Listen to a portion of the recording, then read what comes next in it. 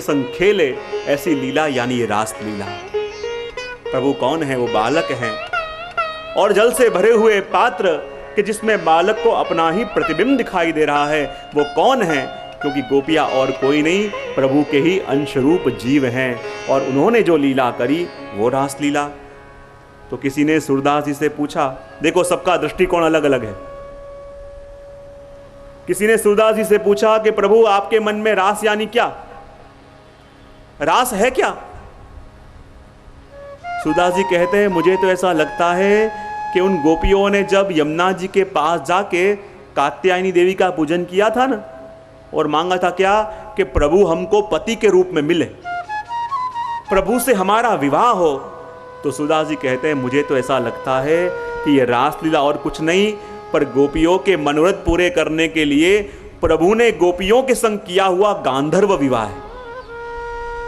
किसी ने पूछा, अरे प्रभु आप कह रहे हो कि यह रासलीला और कुछ नहीं पर गोपियों के संग किया हुआ प्रभु का गांधर्व विवाह है। पर देखो जब विवाह होता है तो विवाह से पहले तो कुमकुम पत्रिका भी छपती है, कंकोत्री भी छपती है। बोले यहां कौन सी कंकोत्री छपी? तो कहे अपने जीवों को अपने पास बुलाने के लिए प्रभु ने जो वेणुनाद किया वो वेणुनाद और कुछ नहीं पर अपने जीवों को अपने पास बुलाने के लिए भेजी हुई मनुहार पत्रिका है। बोले विवाह होता है तो पहले कुल देवता का पूजन भी तो होता है, तो कहे कात्यायनी देवी का जो पूजन किया वो और कुछ नहीं पर विवाह पूर्व किया हुआ कुल देवता का पूजन है। बोले आप कहते हो ये रास और कुछ नहीं, प्रभु ने गोपियों के संग किया हुआ गांधर्व विवाह है, तो विवाह में तो फेरे भी होते हैं, यहां फेरे कहां हुए? सूरदास जी कहते हैं जब भगवान ने अनेक मंडल की रचना करके रास किया, द्वे द्वे गोपी बीच बीच कान, दो दो गोपियों के मध्य में कान और गोल गोल मंडल करके जब रास प्रभु खेल रहे हैं, सूरदास जी कहते हैं मुझे तो ऐसा लगता है कि ये रास के फेरे नहीं, ये तो प्रभु के संग हुए विवाह के फेरे हैं। बोले आप कहते हो कि ये विवाह के फेरे हैं, तो फेरे तो तब होते हैं जब कोई गठजोड़ा बांधे, गठजोड़ बांधू पड़े ना। तो बोले प्रभु ने गोपियों के संग विवाह किया तो इसमें गठजोड़ा किसने बांधा, कब बांधा? तब कहा कि जब प्रभु ने वेणुनाद किया और उस वेणुनाद को सुनते ही गोपियों ने घर की आसक्ति को छोड़ा और प्रभु के संग मन को जोड़ा, और प्रभु के संग मन को जोड़ना ही गोपियों का गठजोड़ा है। और उस गठजोड़े को बांध के गोपियां भागती भागती प्रभु के पास आई। कहा ये विवाह है, तो विवाह तो अग्नि की साक्षी में होता है, यहां यदि प्रभु ने फेरे लिए तो अग्नि कहां है? तो कहते हैं रास के समय में प्रभु ने और गोपीजनों ने धारण किए हुए हीरे के आभूषण और कुछ नहीं पर वो अग्नि रूप है, और उसी की साक्षी में प्रभु ने विवाह किया। कहते हैं विवाह हो जाए उसके बाद गठजोड़ा छोड़ने वाला कोई होना चाहिए ना। बोले गठजोड़ा छोड़ा किसने? तो कहे प्रभु जब रास कर रहे थे आकाश में से देवताएं विमान ले लेके आ गए और कल्प वृक्ष के पुष्पों की वृष्टि कर करके प्रभु के गठजोड़े को छोड़ा। ऐसा अलग अलग आचार्यों ने, अलग अलग भगवदियों ने रास के अलग अलग अर्थ करे हैं। तो आइए अपन उसी रास पंचाध्यायी के अंदर प्रवेश करें और गोपी गीत की पूर्व भूमिका को समझें कि किस अवस्था में, कैसी अवस्था के अंदर गोपियों ने उस गीत को गाया। प्रारंभ करते हैं। शुक उवाच भगवान पीता रात्रिः शरदोत्फुल्लमल्लिकाः विक्षरन्तु मनश्चक्रे योगमायामुपाश्रितः। भगवान पीता रात्रिः शरदोत्फुल्लमल्लिका विक्षरन्तु मनश्चक्रे योगमायामुपाश्रितः। वर्णन करते हुए सुखदेव जी कहते हैं शरद की रात्रि है और रात्रि के समय में ठाकुर जी कदम के वृक्ष के नीचे खड़े हैं। एक हाथ में बंसी है, आपका एक चरण वृक्ष के ऊपर टिकाया हुआ है, एक चरण पृथ्वी पे है और दृष्टि आकाश पे है।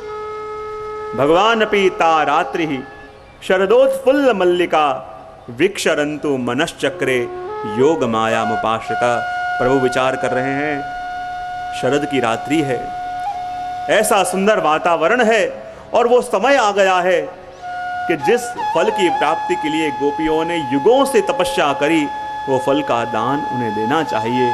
ये विचार करके सबसे पहले भगवान ने अपने मन में संकल्प किया। लेकिन आचार्य अर्थ करते हैं, भगवान वहां खड़े तो हैं, पर भगवान अकेले दिख रहे हैं, पर भगवान अकेले हैं नहीं। बोले क्यों, संग में कौन है? तो कहा योग माया मुपाश्रितः। कौन है संग में? कौन है? योग माया। कौन है? आवाज तो आवाज हो गई। कौन है संग में? योग माया। वाह, हमें लागे जागे છો संग में योग माया। और वो योग माया यानी क्यों? तो कहते हैं योगाय माया, योग माया। जो भक्त और भगवान के बीच का संबंध जोड़े वो योग माया। तो बोले भक्त और भगवान का संबंध जोड़ने वाली योग माया कौन? तो एक तो कहा कि प्रभु योग माया के संग हैं, क्योंकि योग माया भक्त और भगवान का संबंध जोड़ती है।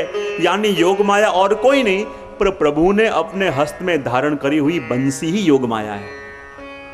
किसी ने कहा मुझे तो ये लग रहा है कि योग माया यानी प्रभु की बंसी नहीं, पर जिसकी कृपा से जीव को प्रभु का संबंध प्राप्त होता है वो योग माया यानी श्री यमुना जी। क्योंकि जो कृपा करें तब जीव का संबंध प्रभु से जुड़े। तो किसी और ने कहा कि मुझे तो लगता है कि जिसके बिना रास प्रभु नहीं करते तो योग माया के संग प्रभु खड़े हैं, और वो योग माया यानी और कोई नहीं, पर योग माया यानी राधा जी। और राधा जी के बिना प्रभु रास नहीं करते। बोले क्यों? क्योंकि राधा जी को प्रभु अपना गुरु भी मानते हैं। क्योंकि राधा जी प्रभु को नृत्य करना भी सिखाती हैं। पिय को नचवन सिखवत पिय प्यारी। ठाकुर जी को नृत्य करना भी राधा जी सिखावें। यहां तक कि ठाकुर जी को वेणुनाद करना भी राधा जी सिखाती हैं। बोले ठाकुर जी को वेणुनाद करना राधा जी सिखाती हैं? बोले कब? अब देखो, कोई बहुत बड़ा कलाकार हो ना, जितना बड़ा कलाकार होगा वो इतना मूडी होगा। आप उसे कहें कि कुछ सुनाइए, नहीं सुनाएगा, उसे थोड़ा छेड़ना पड़ेगा। और जब उसको छेड़ेंगे तब उसके अंदर से वो कला बाहर आएगी। तो प्रभु भी जानते हैं कि राधा जी तो बहुत सर्वज्ञ हैं। और जब प्रभु के मन में मनोरथ जागे कि आज राधा जी से बंसी सुननी है, तो प्रभु क्या करें? ऐसे कह दें अरे राधा जी बंसी सुनाओ, राधा जी नहीं सुनाएंगे ना, मुझे समय नहीं मेरे पास। तो प्रभु क्या करें?